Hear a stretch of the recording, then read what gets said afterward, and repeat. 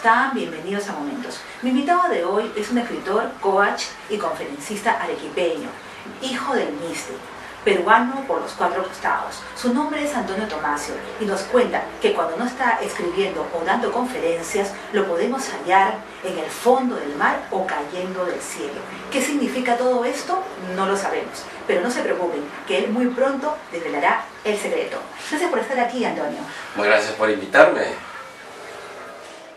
Como un economista forjado en la Universidad Católica Santa María de Arequipa, Perú, deja de lado su carrera para interesarse por el turismo, viajar por varios países de Europa y luego dar un giro de 360 grados a su vida y volcarse totalmente en coach?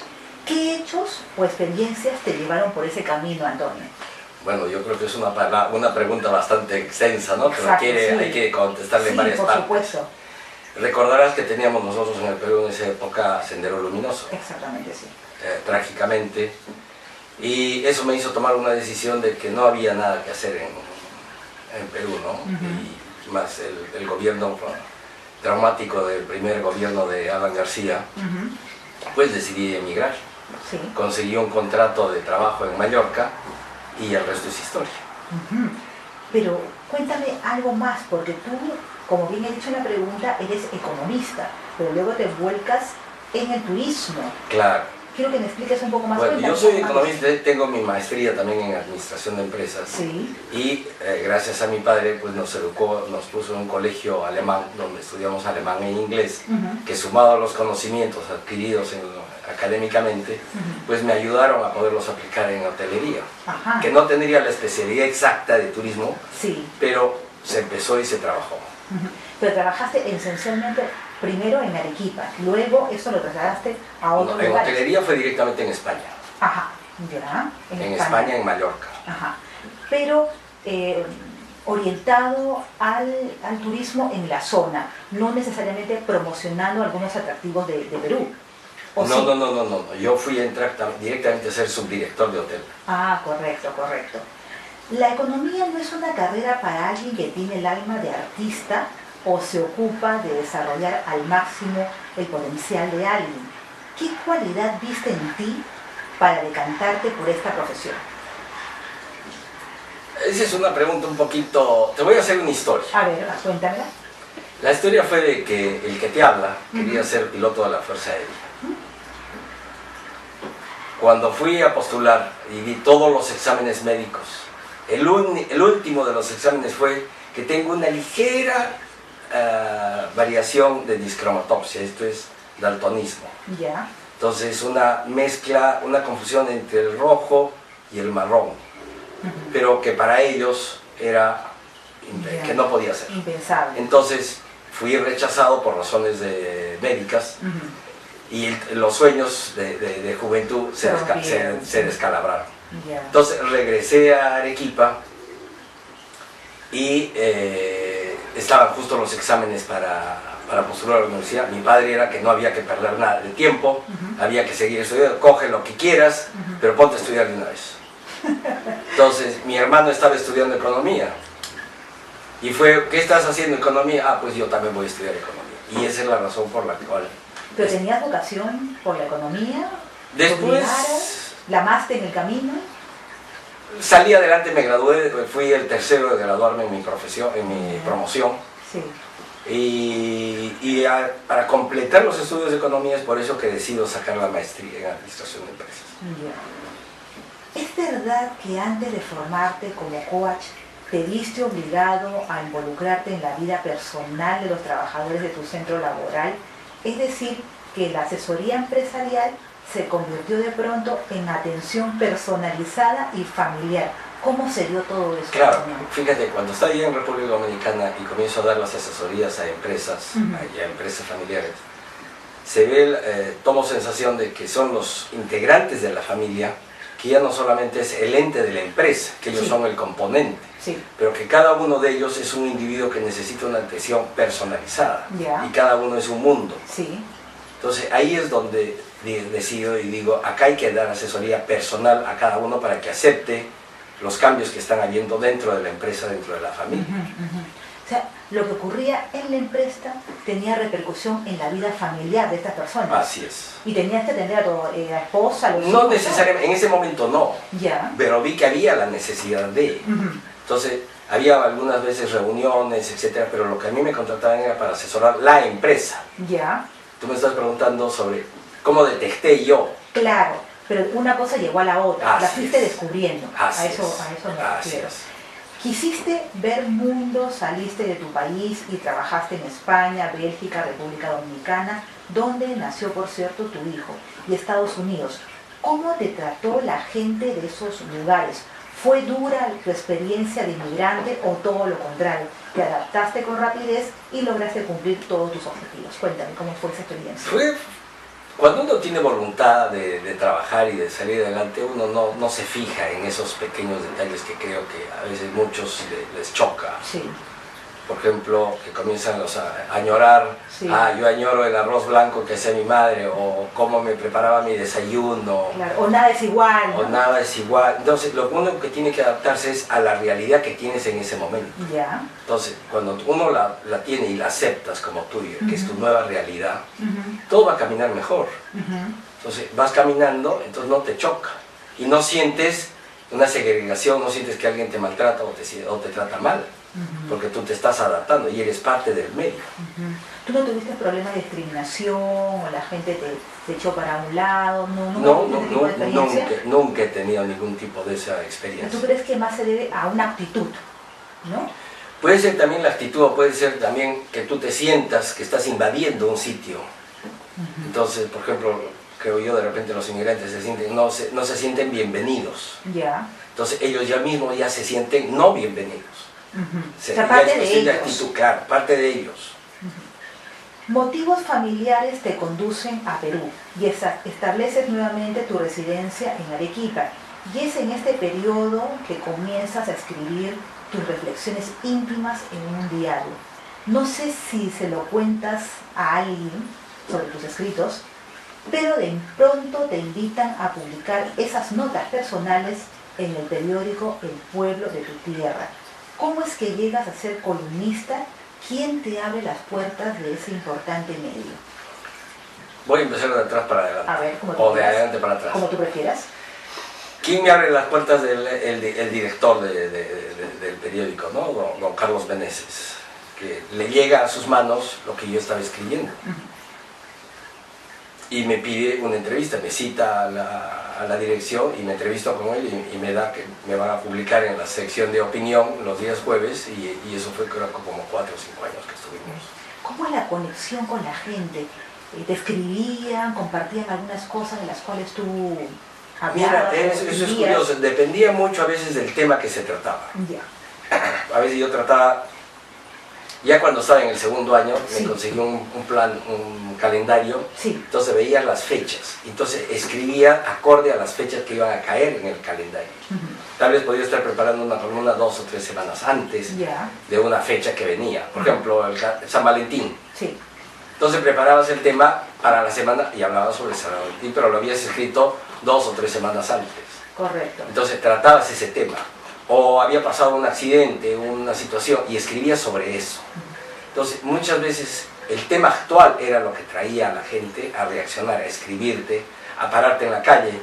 Ya. Y también, como te comentaba, esta columna la tratábamos en televisión al día siguiente que se publicaba. Había como una especie de debate entonces. Si llamaban por teléfono. Ya. Si nos llamaban por teléfono, contestábamos y era interactivo, ¿no? Pero tú apelabas mucho a los sentimientos, a las emociones de la gente, ¿no? De esa manera ellos respondían también. A lo mejor compartían alguna cosa, Sí. de sus familias, de sus vivencias. El estilo de la columna que yo escribía era desafiante, ¿no? Y siempre terminaba con una pregunta. ¿Y tú qué harás? ¿Y qué harás al respecto? ¿O tú qué dirías? A ponerse en acción. Sí, o sea, había la reflexión, te traía en un plano y después te lanzaba a una pregunta, ¿no? Para que buscara una reacción, una actitud, un cambio de actitud, una acción de la gente. ¿Cuál fue la columna más polémica que has escrito, que ha tenido un impacto en la gente, o a lo mejor la más conmovedora, ¿no? Bueno, una que escribí conmovedora fue, por ejemplo, cuando yo me entero que ha muerto un amigo, Sí. y mi duelo lo pongo en la columna, ¿no? Que hablo sobre Manuel, que y al final pues que lo vamos a extrañar. Y la gente se identificó. Y la gente se identificó, ¿no? Porque era... Muy sensible, porque ¿quién no ha perdido un amigo? ¿No es así? Sí, entonces aparentemente logré transmitir la sensibilidad y se transmitió a los lectores. Al poco tiempo aparece tu primera obra, de nombre Uno, Yo, que es justamente una recopilación de estas reflexiones. ¿En qué momento aparece la idea de publicar y qué metas te trazaste con esta obra? Gracias a una buena amiga me dice, ¿y por qué no publicas tu libro? Y yo digo, ¿un libro? Sí, recopila todo lo que has estado publicando y sacas un libro. Entonces, yo la verdad no tenía ninguna intención de publicarlo. Junté, habían creo que como 600, los pulimos y quedaron 365 porque dije que sea una lectura por día. Y tiene el formato de que cuando tú lees, sí, tiene una hoja en blanco al lado donde tú puedes escribir lo que acabas de leer te ha generado. Tus impresiones. Tus impresiones. Entonces lo llamábamos, es tu coach, es tu libro de coaching diario. Y tú al final de que has escrito las 365 páginas en blanco, sí, sin darte cuenta, has escrito tu libro.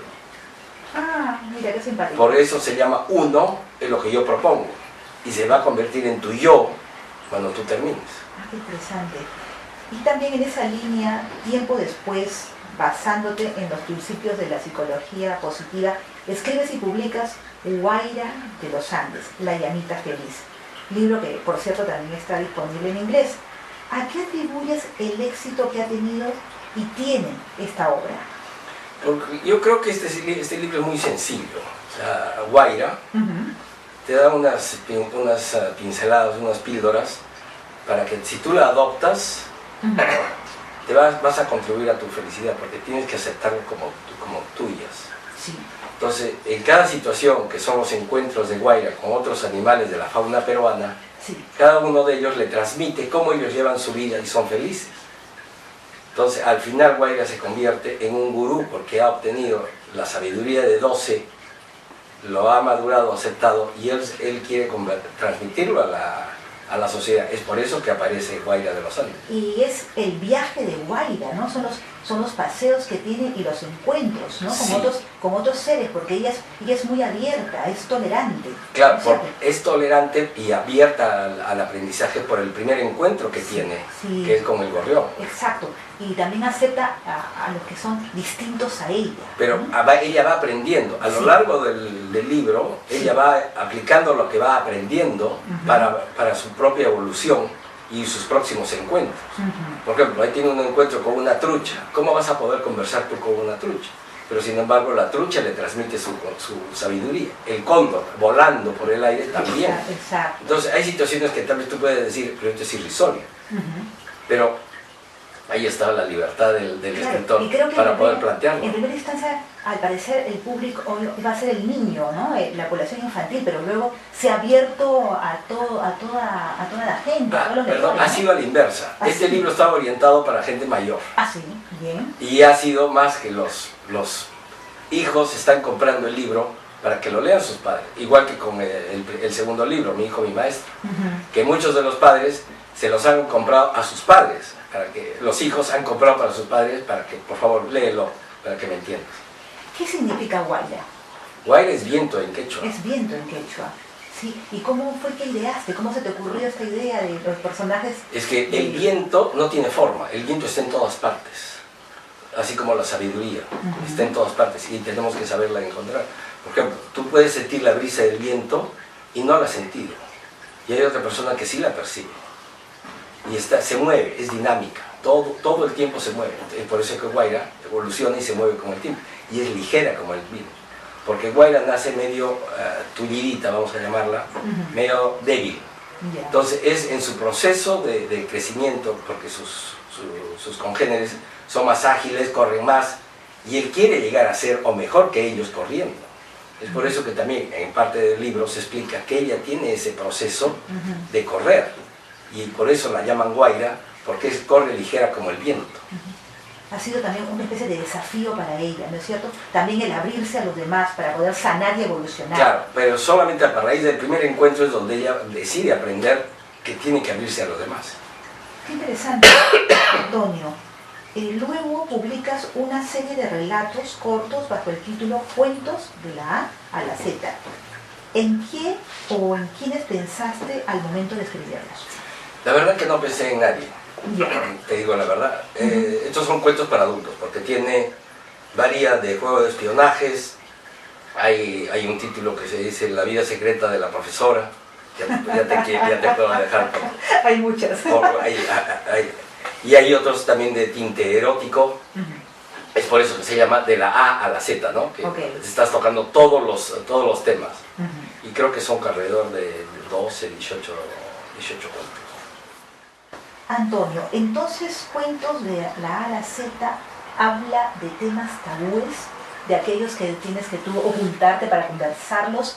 Cuéntame cuál ha sido el proceso de selección de los temas.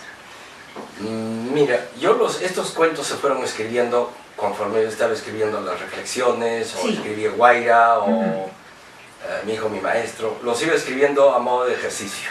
Ya. Y recuerdo que me dijeron, ¿y a que no te atreves a escribir erótico? Y dije, ¿cómo es eso de que no me atrevo? Porque es un tema que también se puede escribir. No, pero tienes que ser sutil, no tienes que ser grotesco, ordinario, vulgar. Vulgar. Ah, ok. Entonces, traté e hice un par de ellos, y que están incluidos en el de la A a la Z. ¿Y qué comentarios has recibido al respecto? ¿Qué te han dicho? Bueno, yo di a leer estos cuentos así, para hacer una prueba, un sondeo, y muchísimo les ha gustado, ¿no? Algunos más que otros, siempre hay el favorito. Claro. Les gusta, por ejemplo, ese de la vida secreta de la profesora, que ese no tiene nada de erótico, ese no es. Y después era simplemente un juego, que es uno de espías, que son los dos cuentos más largos. Después hay otro romántico sentimental, que termina siendo, ya están haciendo abuelitos después de amores de 15 años, entonces hay un cambio, ¿no? en el cuento. Esto de escribir, tú naciste con ello, lo desarrollaste, asististe a talleres, tuviste a algún profesor, maestro que te indicó el camino. Negativo, nada. Eso ha nacido así desde que empecé a escribir las reflexiones en el periódico. Ya. O sea, no he asistido a ningún cursillo, a ningún taller, o ningún profesor me ha dicho, oye, tú tienes talento para escribir, ¿por qué no escribes? No, nadie me lo ha dicho. Te dejaste fluir simplemente. Dejé fluir, y eso es una de las lecciones de Guaira, ¿no? Hay que fluir con la vida. Guaira eres en cierta forma tú, entonces. Tú y tus aprendizajes, tú el estar abierto a escuchar. Hay varias de las enseñanzas de Guaira, las estoy aplicando. Es por eso que cuando yo descubro, entre comillas, la psicología positiva con sus principios, digo, pues esto amerita ponerlo, hay que transmitirlo. Y qué mejor transmitirlo en forma de, llamémoslos como un cuento corto, como una fábula, como algo sencillo. Pero sí llevaste un curso importantísimo de coach, ¿no es cierto? Bueno, yo después sí, me certifiqué con una escuela de Barcelona para tomar cursos de coach, y también asistí al MIT, al Massachusetts Institute of Technology, a tomar uno específico sobre diseño y arquitectura de la vida. Diseño y arquitectura de la vida. O sea, diseña tu vida. ¿Cómo entendemos todo eso? ¿Cómo diseñamos? Es que hay que aplicar, es que hay que hacer preguntas, hay que soltarse, hay que determinar tu problema, hay que diseñarla. ¿Es posible? Sí, es posible, claro que sí. ¿Tú crees en el destino? El destino te lo haces. Te lo haces. Arquitecto de tu propio destino. Antonio, ¿dónde encuentras inspiración? En cualquier parte. ¿Qué alimenta tu creatividad? Por decirte, ahora esta entrevista podría ser un tema para escribir un cuento. ¿Te inspiraría eso? O el inicio para una novela. No sé, es cuestión de dejarlo fluir y encuentres ya más la trama y poner los personajes y termina la historia. ¿Te resulta muy fácil? ¿Es sencillo crear una historia, idearla y desarrollarla. Yo creo que a veces fácil no es. Ya. Pero tienes que tener la disciplina de poderlo sentarte a escribir. Porque una cosa es de que yo ahora mentalmente ya me he hecho una idea, y otra cosa es sentarte al escritorio y enfrentar la página en blanco. ¿Eres disciplinado? ¿Te sientas todas las mañanas o todas las tardes? No, todos los días no. Por ejemplo, cuando he escrito Mi hijo, mi maestro o Guaira, sí. O sea, cuando ya me aboco a un proyecto es 5 de la mañana, 4 de la mañana y escribes. ¿Cuántas horas? Unas 3, 4 horas seguidas. ¿Y de ahí a Y caminar? en la tarde corriges. ¿Y de ahí a caminar, a distraer No, la hacer mente? una siesta. Hacer una siesta. Haces la siesta de la mañana. Claro, Claro, te recuperas y después sigues. Pero primero, antes de Guaira, por ejemplo, hubo un proceso de documentación. O sea, eso no fue solamente voy a escribir sobre los animales de la fauna peruana. Tuve que saber qué animales tenía la fauna peruana. Las características eran precisas, ¿no? Combinar cada uno de los animales con cada una de las actitudes de la psicología positiva. Este va con esto, este va con el otro. Entonces fue armar toda una trama. Eso me llevó creo que como 2 semanas. Y después que lo tenía todo en un formato Excel, sí, ahí ya me comencé a escribir. Y dije, ok, ahora toca escribir este. ¿Qué cosa? Esto. Y al día siguiente otro. Guaira se terminó de escribir en 2 semanas. ¿En 2 semanas? En 2 semanas, así como... Pero totalmente entregado a ello, a ese proyecto. Así, pero así, disciplinado, trabajando, machacando las teclas. ¿Y la versión en inglés? ¿Cuánto tiempo te llevó? No, esa fue la traducción. La traducción, nada más. Adaptar. Y lo otro que había que hacer era adaptar los dibujos, las ilustraciones al libro, ¿no? ¿Tú también hiciste la adaptación de Guaira? ¿O se lo encomendaste a No, otro? yo trabajé directamente con un dibujante y él se llevaba de lo que yo quería, porque yo le explicaba el cuento, la leyenda, y decía, yo quiero que sea así, así, así, así. Y él lo dibujaba, hacía un borrador y decía, sí, así, así, así, y ya está. No, me refiero, la traducción de Guaira también es obra tuya. Yo la hice y me la supervisaron, me la corrigieron. Correcto. Como un homenaje a tu tierra natal, hace muy poco publicaste Historias de Arequipa olvidadas en el tiempo. Sin duda una obra de sabor nostálgico. Dime, ¿en esto echaste mano a los recuerdos? Es decir, ¿rescataste las historias que se contaban en tu hogar o realizaste un trabajo de investigación sumergiéndote en bibliotecas? Acá no hubo nada de bibliotecas. Ya. Yo trabajé directamente, bueno, no trabajé, sino tuve la gran suerte de contar con la ayuda de mi hermana, que ella es historiadora. Sí. Entonces, y ama Arequipa a morir. Entonces, de ella, con sus comentarios, con sus cosas, yo tomé sensación directa sobre la situación de Arequipa, de las historias de monumentos, de situaciones, lugares, etcétera, etcétera. Y ahí es donde sucede lo que está en Historias de Arequipa. Pero supongo que también hay esos recuerdos de los abuelos, de la gente, de Claro, ciertas situaciones en Arequipa, varios ¿no? cuentos hay situaciones, uno que yo te hago pasear por Arequipa actual, Exactamente, sí. la Arequipa de ahora. La otra es te llevo al pasado. O también uso escenas de mi infancia o de mi adolescencia que lo transmito, o personas que existieron durante mi crecimiento que los integro en el cuento. Y lo simpático de tu obra es que has puesto un mapa de los lugares donde se realizan estos hechos. Claro, un mapita en la página central es donde tú puedes determinar en qué parte de la ciudad se ha sucedido cada uno de ellos, y con el nombre y los 10 lugares que puedes visitarlos y recorrerlos. Y el formato libro es para llevarlo en el bolsillo. Exactamente. En estos momentos te encuentras promocionando Las Princesas Olvidadas, una historia sobre la amistad entre mujeres. ¿Qué te llevó a contar la existencia de 7 mujeres? ¿Contar la vida de las mujeres resulta más interesante que la de los hombres?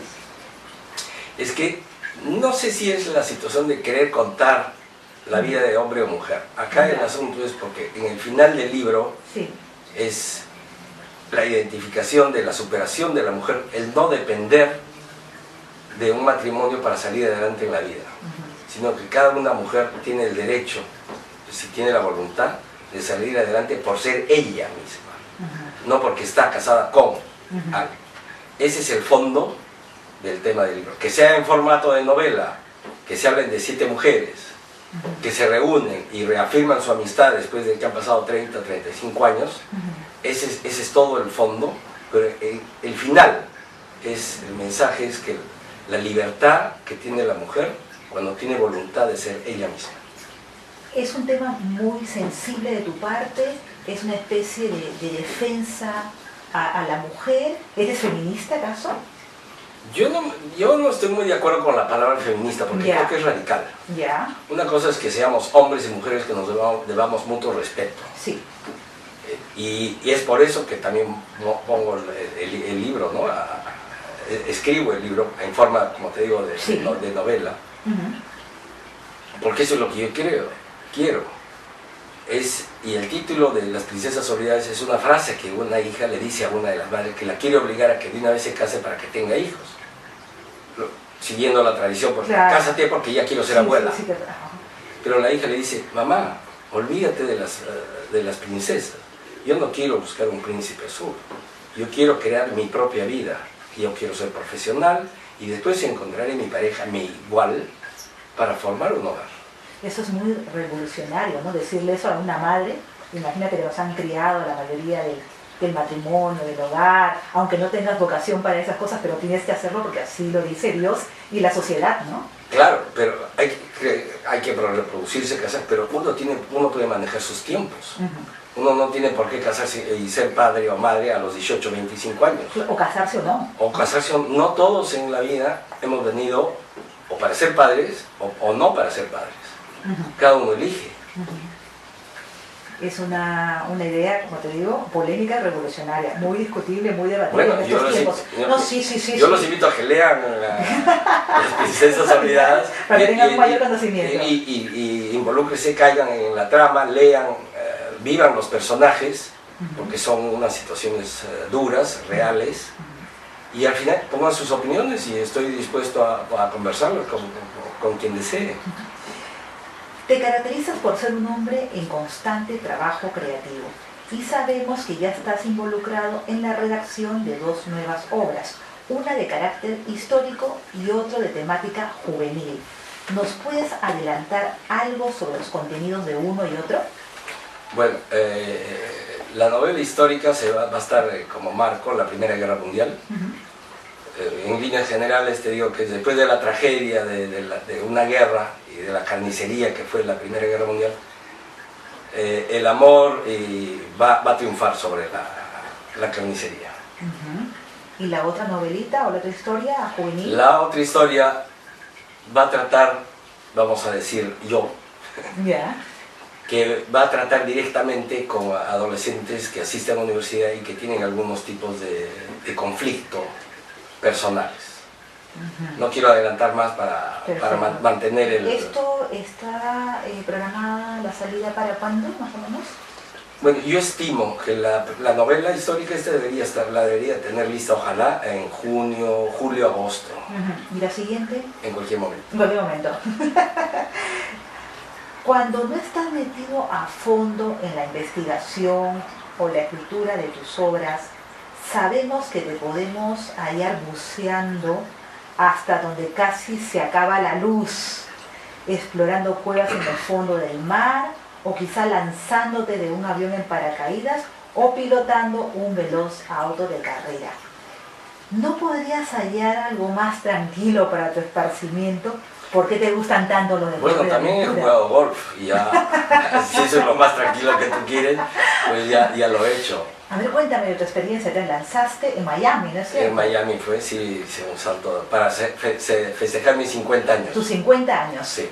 Y me dijiste por ahí, fuera de cámara, que estabas un poco arrepintiéndote. No, cuando estaba en el avión todos eran felicidad, porque vas acompañado, te sientes el poder grupal, te aupa y te sientes muy bien. Pero cuando todo el mundo se comienza a salir del avión y te toca tu turno, tú dices, bueno, ¿y en qué me he metido? Claro. Pero como vas enganchado, porque vas con el tándem, cuando menos te das cuenta, pues ya estás flotando en el aire. ¿Pero qué querías demostrar o demostrar? No, demostrar nada, hacerlo. No era una cuestión de demostrar, ¿Ya? Era vivir la experiencia. Vivir la experiencia. Claro. Y cuando estás allí al fondo del mar, en las cuevas, también es una especie de reto a ti mismo. Ese fue un reto, porque yo recuerdo cuando fue niño, Sí. Casi me ahogo porque me arrastró el mar Sí. y me tuvieron que sacar, etc. Y hubo muchísimo tiempo que yo le tenía, Pánico, no que quería saber nada del mar. Entonces, para mí de adulto fue una demostración, tú no me dominas, yo te domino a ti, por arriba y por abajo. ¿Lo hiciste una vez, varias veces? Varias, yo tengo mi certificado, yo puedo enseñar a bucear. Ah, qué interesante. Esto fue en Lima, En República Perú? Dominicana. En República Dominicana. Tú que llevas tantos años comprometido en el mundo del coach y que brindas asesoría cara a cara, sino también online, ¿qué es lo que más le preocupa al hombre y a la mujer? ¿Qué anhelos o miedos los asemejan o los separan? El futuro. ¿Sí? ¿El futuro? Sí, porque a veces no lo saben manejar. ¿Qué quiero? ¿Cómo puedo hacerlo? El temor a tomar una decisión equivocada. Tienen sus conflictos, a veces no saben también combinar el trabajo profesional con su vida privada. Y no se saben a veces trazar metas o quererlas cumplir. O quieren mucho, o a veces no quieren nada, o no saben lo que quieren.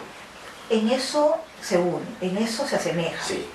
¿Y en qué otros temas los separan? Son diferentes. A veces es que depende.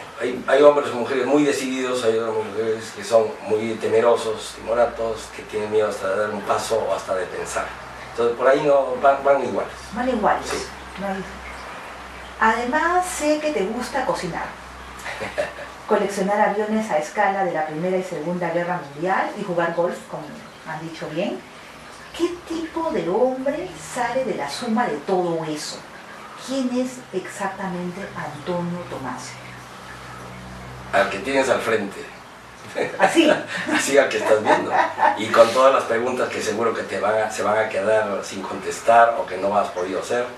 Pero es la suma y esa es la experiencia que yo estoy transmitiendo en mis libros. ¿Eres un hombre de misterios, de secretos o tal cual? ¿O siempre hay secretos y Si misterios en digo, hombres y mujeres? vamos a dejarlo así, va a parecer que soy misterioso.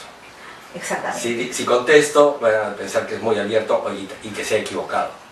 Entonces lo que vamos a hacer es, vamos a dejarlo en suspenso para que cada uno saque su conclusión. Y con la promesa de una próxima entrevista, Antonio. Yo encantado, en cualquier momento. Ha sido un placer estar contigo, gracias por estar aquí, te deseamos mucha suerte y como siempre digo, nos encontraremos en el camino. Muchísimas gracias. Gracias, Elga. Eso fue todo por hoy, amigos. Espero que hayan disfrutado del programa. Soy Elga Reategui. Nos vemos pronto.